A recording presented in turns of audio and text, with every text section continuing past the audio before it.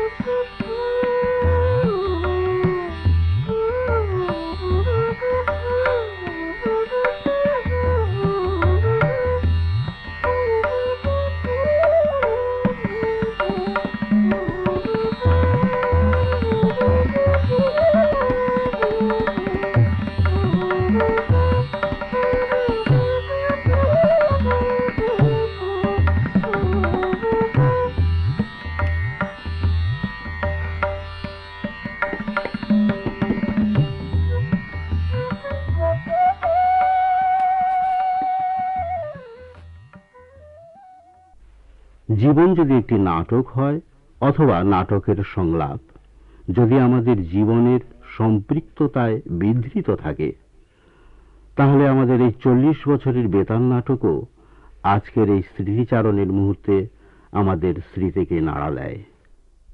তারই কয়েকটি খণ্ডচিত্রে চলুন ফিরে যাই এখন। জনাব নজরুল আলম।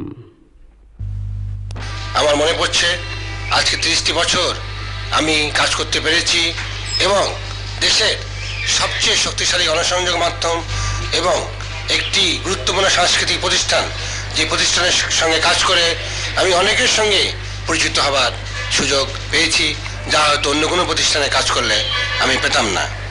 যে সে সময় ফতে লোহানির সাগরদোলা নামে একটি নাটক ছিল।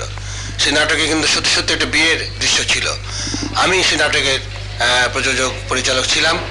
রিহার্সাল ঠিক মতোই হলো, নাটকের যিনি নায়ক বা নায়িকা ঠিক মতো রিহার্সাল করলেন এবং সেখানে সত্যি মৌলবী এসে একেবারে এত টাকায় দেনমোহরে 3বার কবুল কবুল পড়ছেন, ছেলেটি কবুল বলছে, মেয়েটি কবুল বলছে, এইভাবে বিয়ে হয়ে যাচ্ছে। সে সময় সেই নায়িকার ভূমিকা যিনি করছিলেন তার বাসার থেকে ফোন এলো যে না, আমার মেয়ে এই আপনার নাটকে অংশগ্রহণ করবে না, কারণ এই নাটকে বিয়ের দৃশ্য আছে এবং সেখানে মৌলবী ডেকে বিয়ে দেওয়া হচ্ছে কবুল পড়িয়ে।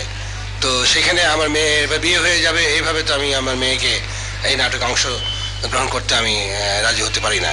দেখেন, আপনার মেয়ের নাম তো অমুক, আচ্ছা, আর যে ছেলেটি অভিনয় করছে নায়কের ভূমিকা তার নাম তো অমুক, কিন্তু আপনারা বুঝতে পারছেন যে এইভাবে বলে আমি সেই যাত্রায় বাঁচলাম এবং দেখি যে প্রায় আধ ঘন্টা থাকতে সেই নায়িকা এসে হাজির হলেন এবং সেটা রেকর্ড করা হলো। জনাব খান আতাউর রহমান 1939 সন থেকে 1979 পর্যন্ত এই 40 বছরের কার্যকলাপ ঘটেছে ঢাকা বেতারের মাধ্যমে। সে উপলক্ষে আজকে আপনাদের একটি উৎসব, একটি স্মরণিকা। তাতে আপনারা আমাকে ডেকেছেন কিছু বলবার জন্যে, কিছু স্মৃতিচারণ করবার জন্যে। তার জন্যে আপনাদের ধন্যবাদ জানাচ্ছি এবং আমার অগণিত ভাই বোনদের সালাম জানান। আমার পরিচিতি ঢাকা বেতারের সঙ্গে 1945 সালের শেষার্ধ থেকে আজ অবধি অনেক বছর। কিন্তু শেষার্ধের আগে একটি দুঃখজনক ঘটনা আছে যেটি স্মৃতিচারণ করতে গেলে মনে পড়ে। আমি তখন মাত্র আমার ম্যাট্রিকুলেশনের রেজাল্ট বেরিয়েছে, পাশ করেছি পরীক্ষায়। স্কুলে অনেক নাটক করেছি, গান বাজনা করেছি, আবৃত্তিতে পুরস্কার পেয়েছি। তো বাবা মাকে না জানিয়ে চুপচাপ আবেদন করলাম রেডিওকে যে আমি আপনাদের নাট্যশিল্পী হতে চাই। মানে স্বর্গ থেকে পাওয়া একটা চিঠি ফেরত আসলো যে তোমার অডিশন হবে অমুক তারিখে। এটা হচ্ছে 1945 সালের প্রথম দিকের ঘটনা। আমি তো চিঠি পেয়েই পাগল, আনন্দে পুলকে। বিকেল 5টা কি 5:30 সময় ছিল। তাই আমি বাসা থেকে বেরিয়ে খেলার মাঠে দৌড়ে গেছি। বন্ধুদের বলেছি, দেখ আমি আজকে যাচ্ছি রেডিওতে অডিশন দিতে, যদি পাশ করে যাই তো কয়েকদিনের মধ্যে তোরা আমার গলা শুনবি রেডিওতে। এই বন্ধু বান্ধব করতে করতে যখন এসে রেডিওতে পৌঁছলাম, তখন রেডিও স্টেশন ছিল নাজিমউদ্দিন রোডে। সেখানে এসে দরজাতে দিয়েছি সেই চিঠিটা যে তোমাকে ডেকেছে, এই যে ভাই আমার চিঠি। তো বলছে, আপনি তো অনেক দেরি করে এসছেন, অডিশন তো শেষ হয়ে গেছে। বলেন কি? না ভাই, আমি কাকুতি মিনতি করলাম। তখন ওই নাজিমউদ্দিন রোডের সামনে, নাজিমউদ্দিন রোডের স্টেশনটার সামনে ছোট্ট একটা মুরগির ঘরের মধ্যে একটা লোক বসে থাকতো। তিনি এখনো আছেন এখানে, তিনি এখন একজন বড় অফিসার হয়ে গেছেন। সে আমাকে বলছে, না ভাই সরি, যাও গিয়া। দেখতেও ছেলে মানুষ তখন। আমি ফিরে আসলাম, ফিরে এসে একা একা হেঁটে আসলাম। ওই আমাদের বাসা ছিল তখন খাজেদাওয়ানে, লালবাগে। সেখানে সামনে এখন তো অনেক দালান টালান হয়ে গেছে, তখন প্রচন্ড খোলা মাঠ। বন্ধুরা তাদের খেলা শেষ করে চলে গেছে। আমি মাঠে একা একা বসে কেঁদেছিলাম। যাকে এই কথা আমার মা জানে না, আমার বাবা জানে না। কারণ মা অবশ্য খুব পছন্দ করতো যে তুই যা না এগিয়ে শিল্পকলার লাইনে, যা গান টান কর না, গান তো গাইতেই পারিস। পিতা ছিলেন সাংঘাতিক একনিষ্ঠ সরকারি কর্মচারী এবং তার একমাত্র আশা ছিল যে ছেলে লেখাপড়া করে বড় হবে, গান বাজনা ফান বাজনার দরকার নাই। তো বাবাকে লুকিয়ে শুনে, বাবাকেও এসে বলতে পারে না, মাকে এসে বললাম কাঁদতে কাঁদতে, মা এরকম হয়েছে। তো মা বলল, ঠিক আছে বাবা, আবার হবে। তো সে মার কথাই সত্য হলো। 1945 সনের শেষার্ধে আমি অডিশন দিলাম এবং পাশ করে গেলাম। এবং আমার প্রথম প্রোগ্রাম জীবনে 1945 সনেরই শেষ দিকে 5 টাকা ফি। তো 5 টাকা তো কোনো প্রবলেম না, তখন একটা কিশোর ছেলে সে রেডিওতে নাটক করতে যাচ্ছে, বাবা রে বাবা। গেলাম, গিয়ে খুব অনেক কবিতা পড়ি, অনেক নাটক করি স্কুলে টুলে। তো ওখানে গিয়ে খুব স্ক্রিপ্ট দিয়েছে, একটা মোটা বাঁধানো স্ক্রিপ্ট, বাঁধানো নয়, সুতো বাঁধা, এখনো যেমন চলে। সেটা নিয়ে বসে আছি বসে আছি বসে আছি বসে আছি, পাতার পর পাতা উল্টে যাচ্ছে, কেউ আমাকে বলতেই বলছে না যে তুমি এই রোলটা তুমি করো। বসেই আছি বসেই আছি, শেষ দিকে গিয়ে কোন এক দ্বার রক্ষী না কি যেন বলতে হবে যে হ্যাঁ আপনি ভেতরে আসতে পারেন। এই প্রথম আমার জীবনের রেডিও, রেডিও বাংলাদেশ বলি কি রেডিও পাকিস্তান বলি কিংবা অল ইন্ডিয়া রেডিও বলি, তখন ছিল অল ইন্ডিয়া রেডিও। 1945 সনের শেষ দিকে, ডিসেম্বর কিংবা নভেম্বরের দিকে আমার প্রথম পার্ট জীবনে, হ্যাঁ আপনি ভেতরে আসতে পারেন। তখন যে কত বড় বড় গুণী লোকের সাহচর্যে এসেছি, যেমন তখনকার দিনের একজন বিখ্যাত নাট্য প্রযোজক, এখনো তিনি প্রযোজনা করেন, এখন বয়স হয়ে গেছেন হয়তো, রনেন কুশারি।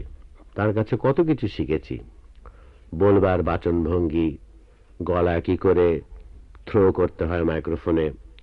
তারপর আমাদের আশরাফুজ্জামান সাহেব, তিনিও আমাদের এই ঢাকা কেন্দ্রের অনেক দিন আঞ্চলিক পরিচালক ছিলেন, তার কাছে। এদিকে তখন আপনার আমিরুজ্জামান সাহেব, তিনিও রেডিওতে ছিলেন। আর সবচেয়ে বেশি করে মনে করে দুজন লোকের কথা, দুজনের একজনও নেই আমাদের মাঝে এখন। একজন ছিলেন আমাদের ইউনিভার্সিটি জীবনের স্বপ্নদ্রষ্টা, স্বপ্নপথিক, মরহুম ফাদের লোহানী। আর আরেকজন ছিলেন একদম, দুজন দেখতে একদম উল্টো। ফাতে লোহানী ভাই ছিলেন একেবারে টিপ টপ, কি সুন্দর কাপড় চোপড় পরতেন, কি সুন্দর চেহারা, কি সুন্দর চুল। আর আরেকজন তার একদম উল্টো, একজন বাউল প্রকৃতির একজন লোক, শুধু একটা সাদা পায়জামা, সাদা পাঞ্জাবি, ছোট্ট একটু দাড়ি, কবি ফারুক আহমেদ। এদেরকে দেখলাম যে 1957-এ এরা আছেন ওখানে, তখনও নাটক প্রযোজনা করছেন, কবিতা লিখছেন।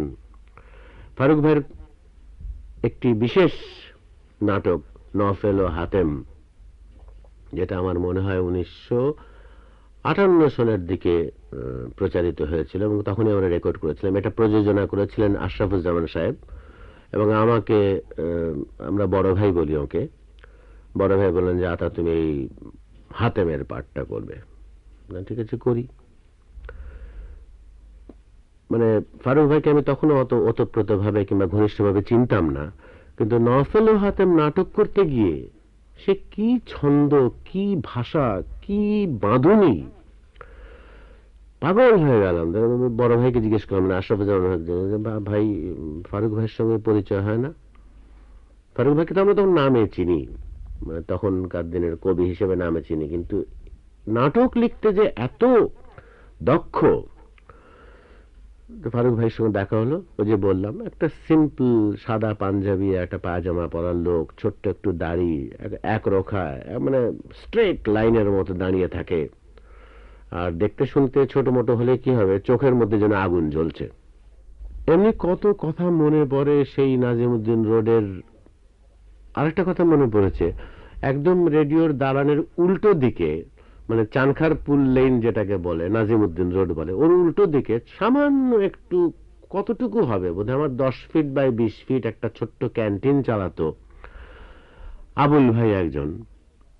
তিনি এখনো আছেন রেডিওতে, এখনো তিনি রেডিওর ক্যান্টিন চালান, এবং আমাদের মতো প্রাচীন ব্যক্তি দেখলে একেবারে জোর করে ধরে বলেন যে আতা ভাই কিংবা খান সাহেব আসেন না, একটু চা খেয়ে যান, এবং চা খাওয়ায়, পয়সা নেয় না। এবং এর কাছে যদি কেউ, আপনারা কোনোদিন এই ব্যক্তিটিকে দেখেন কিংবা পরিচয় হয়, কিংবা হয়তো কোনো প্রোগ্রাম করতে এসে কেউ হয়তো রাজশাহী ইউনিভার্সিটি থেকে কোনো টক দিতে কোনো প্রফেসর আসেন কিংবা কোনো সমাজতাত্ত্বিক আসেন, দয়া করে রেডিওর দালানের ঠিক পেছনে একটা ক্যান্টিন আছে, সেইখানে গিয়ে আপনি বলবেন যে আবুল ভাই কার নাম। ওকে দেখবেন, ওর কাছে আপনি, আমি কতটুকু বললাম, ওর কাছে বোধহয় আপনি, ও বোধহয় বাংলাদেশ বেতার কিংবা ঢাকা বেতার বলি, যাতে রেডিও ইন্ডিয়া এবং রেডিও পাকিস্তান এবং বাংলাদেশ বেতার ইনকর্পোরেটেড হয়ে যায়। এই ব্যক্তিটি হচ্ছে একটা living encyclopedia of the entire activities. আমাদের এই বেতার কেন্দ্রের যত অ্যাক্টিভিটি হয়েছে এই 40 বছরে, ওর একটা লিভিং ডিকশনারি আছে এবং তার নাম হচ্ছে আবুল, এবং তাকে পাওয়া যায়, এখনো পাওয়া যায় ঢাকা বেতার কেন্দ্রে। আমি আজকের এই 40তম বর্ষপূর্তি উপলক্ষে এটুকুই আল্লাহর কাছে দোয়া করব যে আমাদের তরুণরা, আমাদের উত্তরসূরিরা, আমাদের নাট্যশিল্পীরা, আমাদের সঙ্গীত শিল্পীরা, আমাদের বাদ্যশিল্পীরা যেন সেই একাগ্রতা নিয়ে শিল্পকে মোকাবেলা করেন। অনেক ধন্যবাদ। এবারে নাটক সারেঙ্গের অংশ বিশেষ। কাহিনী নজমুল আলম, প্রযোজনায় আতিকুল হক চৌধুরী। সারেং। তোমার মনের কি দুঃখ, এই দুঃখের হতা আর হয়ে তোমার মন খালি গেল। আর বাজিয়া ছিলেন নৌকার মাঝি। দেশে এই সময় কলের নৌকা, লঞ্চ, স্টিমার আইয়েন। বাজি আরে লই নৌকা বাইত আর মনের সুখে গান কইত।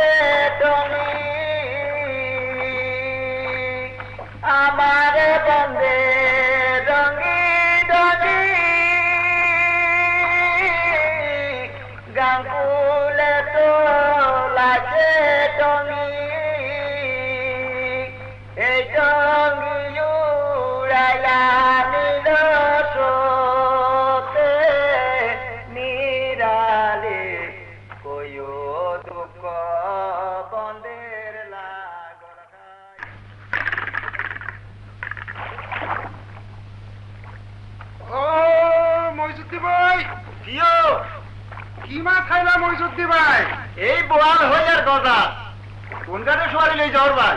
সোয়ারি পাই না ভাই, কলের নৌকা আইছে আর বইটার নামে আর কেউ সরে না, না খাই মরি যাওয়ার লইছি ভাই। তোর নয় আর কেটা? আর হুত আপিলব্দি বাবা শীত লাগে, গামছা খুলি গাঁতে দেখছেন নি কলা লাউটা রাক্ষসের মতো আমি আইয়ের আর ডর লাগে। বাদাম তাড়াতাড়ি বইটা মারে, রাক্ষসটা আরে খাইয়ে লাগব। হাসা কথা, রাক্ষসটা আঙুর খাইব হিয়ার লাইতো ব্যাবাক সোয়ারি হাত ছাড়া হইল। কলের নামে চড়ি হুস করি 1 গ্রামের তো আরেক গ্রামও চাইব।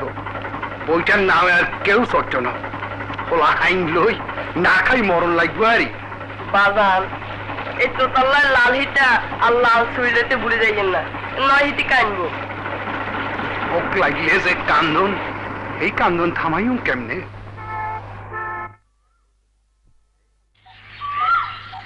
এই এরই কলমি হুঞ্চতি।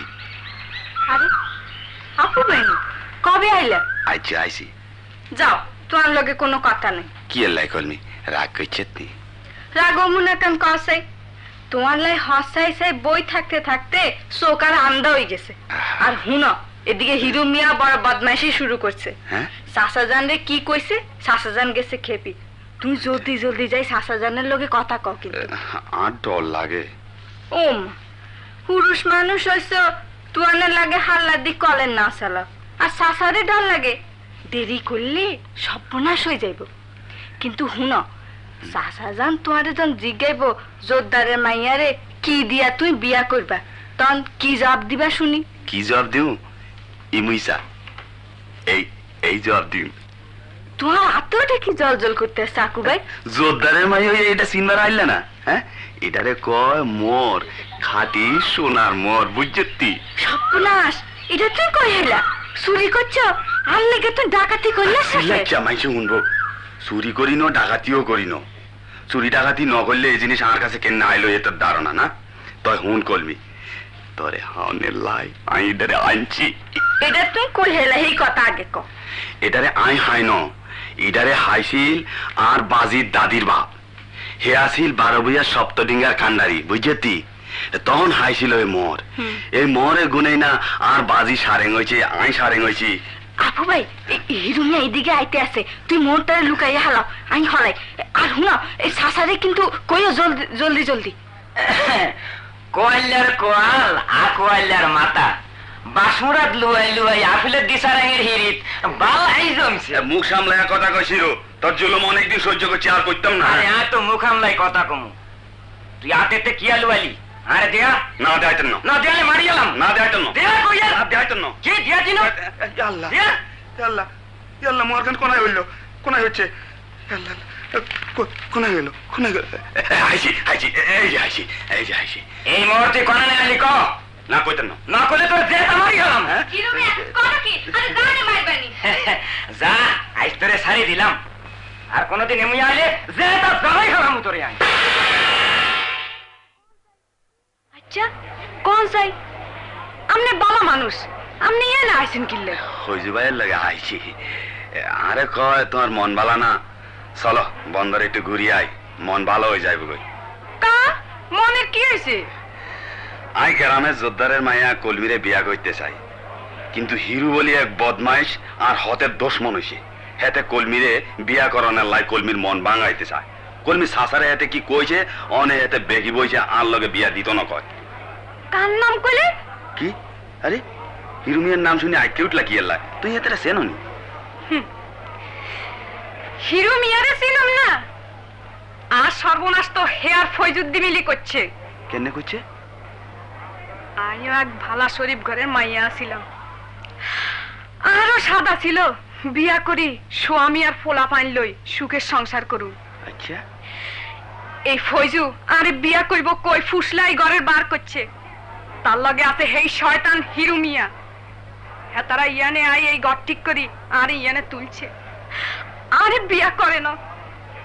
ইয়ান তুন হলাইবারও আর কোনো হাত নাই, হলাইলে হ্যাঁ তারা আরে মারিয়া লেব ডর দেয়া। তোমারে সাবধান করে দিয়ে তুই ফয়জু আর হিরুমিয়ার লগে মিশিও না, ইয়ানে আর কোনো দিন আইও না। তুই ভালো মানুষ, এত তো সর্বনাশ করব।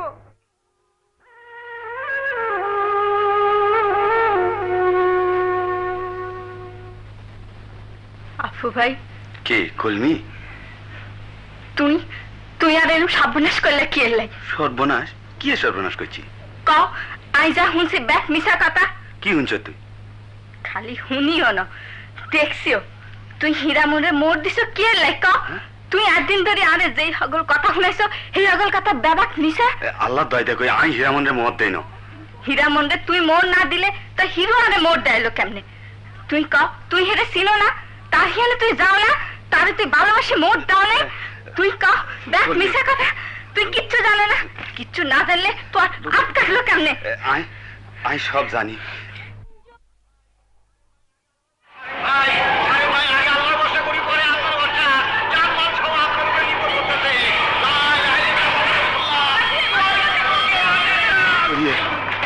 না না না না, একজন মানুষে আয় জান লইতে আইলাম না। বাজান তুই আরে দোয়া করো, কবিলের দিশারের বেটা আবিলের দিশারে এই কাল মুক্ত আর তন্দেন হ্যাসেন্দার করে বাঁচাইতে আরে, এই লঞ্চের যেন বাঁচাইতে আরে। যদি কোনো দিন লঞ্চ লই তুফানো পড়স, নিজের জান দিয়ে হইলেও চরণদার করে বাঁচাইস, নিজের জান দিয়ে হইলেও চরণদার করে বাঁচাইস, নিজের জান দিয়ে হইলেও চরণদার করে বাঁচাইস। ইয়া আল্লাহ তোর দোয়াই, তোমার বাগদান জাতানের দোয়াই, ইয়া রাসূল পেগম্বরের দোয়াই, দোয়াই ফাকিরের। ইয়া আল্লাহ এখন যাত্রীর ভার এই গুনাহগারের কান্দে তুমি দিও আল্লাহ। আল্লাহ তুমি হাজার জান বাঁচাই দাও আল্লাহ। আল্লাহ আইদিন মন বাঁচাই পারি বাবা, তুমি আর বাঁচাই বাবা। ইয়া আল্লাহ ইয়া আল্লাহ দোয়াই বাগ পেগম্বরের, দোয়াই বাগ পেগম্বরের। আপনারা সব ছোট দিয়া সুখান ভাই লঞ্চ বাইছে, তোয়ান কাটি গেছে গই, দেখ হজরের আলো হটি উঠছে, মুসিবত কাটি গেছে। সাই দেখ হুবমুইডি হস রয়েছে। তুমি লঞ্চের এই ঘাটে বেরাও, এই ঘাটে কলমি আর হিরো নামব। তাইলে আমরা এখন যাই সারি সাহেব, আর ধরে আপনার উপর অনেক মুসিবত গেছে, আপনি কষ্ট না করলে আমরা বাঁচতাম। কি এখন আই কি বাঁচাইছি, আল্লাহ আন্নাগর জান বাঁচাইছে। আই তো লঞ্চের সারেং, আন্নাগর জান বাঁচানো আমার উপরে খরচ। আচ্ছা তাইলে আমরা যাই, খোদা হাফেজ। খোদা হাফেজ, খোদা হাফেজ। হগলে চার্জের মধ্যে চলি যাইয়ের, আর ভরা লঞ্চ খালি হয়ে গে, আর আই আবার কে একলা হরি রইলাম, একলা হরি রইলাম। কেডা? আই হারু একখানা এমনি আইও আকু ভাই, আই আর কলমি তোমার কদম বুঝি করমু, তুই আন্ডারে বাঁচাইছ। আকু ভাই, তুমি নিজের জীবনটারে আমার করে নষ্ট করে দিছ আকু ভাই। আল্লাহকে চিন্তা করে ইচ্ছা করবি, আই সারে আমার জীবন এমনি চলে যাইব কই, গ্রামে ফিরে যাই, মারে একগান খোঁজ খবর লোস, আর আর আর একগান কথা হন। এটা কি আকু ভাই? এই গয়নার হুটলি গানায় তোরে দিলাম রে, এটা আরে হীরামন দিছিল তোরে বিয়া করানোর লাই। হীরামন দিছিল? হ, হীরামন দিছিল, কিন্তু হেতি বাড়ি সারি কোনায় চলে গেছে, তারে আর হাইন। এগান আরো কোনো কামে লাগতো না, এগানাই তোমরারে দিয়া দিলাম। আরে মাফ করো আকু ভাই, তোমার অনেক অত্যাচার করছি। আমি মাফ করবার কে, আল্লাহ তোমরারে মাফ করবো। তুই আঙ্গরে তোয়া করো আকু ভাই। তোয়া তোয়া করে করবি তুই, তুই সুখে রইবি করবি, সুখে রইবি। এই কাহিনীর নায়ক আফিল উদ্দিন সারেং আজ বৃদ্ধ। তার লঞ্চ পানসিতে সে আজও বন্দরে বন্দরে যাত্রীদের পারাপার করে। উত্তাল পদ্মা যমুনার বুকে লঞ্চের সুখানে হাত রেখে আদিগন্ত দৃষ্টি মেলে মাঝে মাঝে সে জীবনের পাতায় কাকে যেন খুঁজে বেড়ায়। জীবনে যা সে পেল না তারই কথা হয়তো। চোখ দিয়ে দুফোঁটা অশ্রু গড়িয়ে পড়ে, কিন্তু ঘাট থেকে ঘাটে, বন্দর থেকে বন্দরে সারেংয়ের যাত্রা চলেছে অবিরাম। আমাদের নাট্য জগতের পরিসর কতটা তা আমার জ্ঞানের বাইরে, তবুও আমি যতটা জানি এই বেতার নাটকের বেলায় আতিক হলে চৌধুরী সাহেব একটি স্বনামধন্য নাম। ইনি এখন আমার সামনেই আছেন, আমি কিছু প্রশ্ন করব। আচ্ছা চৌধুরী সাহেব, আপনি তো একসময় এই বেতারের সঙ্গেই জড়িত ছিলেন, তা কিভাবে? রেডিওতে আমি যোগদান করি আমার যতদূর মনে আছে 1960 সালে। 1960 থেকে 1966 এই 7 বছর ঢাকা বেতারের নাটক বিভাগের সঙ্গে আমি জড়িত ছিলাম। মাঝখানে 1 বছরের মতো চট্টগ্রামের বেতারের প্রোগ্রাম অর্গানাইজার হিসেবে কাজ করার সুযোগ হয়েছিল। আপনার প্রথম প্রযোজিত নাট্য অনুষ্ঠানের কথা আপনার মনে আছে কি? আমার যতদূর মনে পড়ে সেটা বোধহয় 1961 সালে হবে। সে সময় ইসরাফিল বলে জাতি গঠনমূলক একটা ফিচারাইজ ড্রামা প্রোগ্রাম হতো, যাতে প্রযোজক বা শিল্পীদের নাম ঘোষণা করা হতো না। অনুষ্ঠানের শুরুতে একটা বিউগল বাজতো, তারপর ইসরাফিল এই বলে ভারী গলা একটা অ্যানাউন্সমেন্ট হতো। নাট্যানুষ্ঠান হিসেবে এই ইসরাফিলে আমি প্রথম ঢাকা বেতারে নাট্যানুষ্ঠান প্রযোজনা করি। আর ফিচারটা ছিল বন সম্পদ রক্ষণাবেক্ষণের ওপর, আমার মনে পড়ছে তাই। আচ্ছা, তাতে যারা অংশ নিয়েছিলেন তাদের কথা কি আপনার মনে আছে? একজন শিল্পীর কথা স্পষ্ট মনে করতে পারছি, ঝর্ণা বসাক, চিনতে পেরেছেন? ছায়াছবিতে যার নাম শবনম। আচ্ছা, দীর্ঘকাল আপনি নাটক মানে বেতার নাটক প্রযোজনা করছেন। আচ্ছা, বেতার নাটক সম্পর্কে আপনার নিজের কি মতামত? দেখুন, নাটক তো বহু জায়গায় হচ্ছে, মঞ্চে হচ্ছে, টেলিভিশনে, ছায়াছবিও তো নাটক। তবে আমার মনে হয় বেতার নাটকের আলাদা একটা সত্তা আছে, স্টাইল আছে, যেটা সম্পূর্ণ বেতার নাটক সম্পর্কে প্রযোজ্য। চোখে দেখছি না, শুধু শুনছি এবং শুনে দেখতে চেষ্টা করছি। শুধু শুনেও যে দেখা যায় বেতার নাটকই তার প্রমাণ। আমার প্রযোজিত একটি বেতার নাটকের কথা এই মুহূর্তে আমার মনে পড়ছে, পটভূমিকা ছিল যার কায়রো। মফজুল হোসেন মিজরাব রচিত প্রান্তরের পাড়ে অভিনয় করেছিলেন ফতে লোহানী, লিলি চৌধুরী ও আরো অনেকে। ইসলামিক একাডেমির একসময়ের পরিচালক মরহুম আবুল হাশিম সাহেব নাটকটি শুনে আমাকে বলেছিলেন, সেদিন তোমার প্রান্তরের পাড়ে নাটকটি রেডিওতে দেখলাম। আমি বললাম, দেখলেন? উনি হেসে বললেন, চোখে না দেখেও নাটকটি দেখতে আমার কষ্ট হয়নি। সত্যিকার বেতার নাটকের ডেফিনেশন ও অ্যাপ্রিসিয়েশন সেদিন একসঙ্গে জেনেছি ও পেয়েছি মরহুম আবুল হাশিম সাহেবের কাছ থেকে।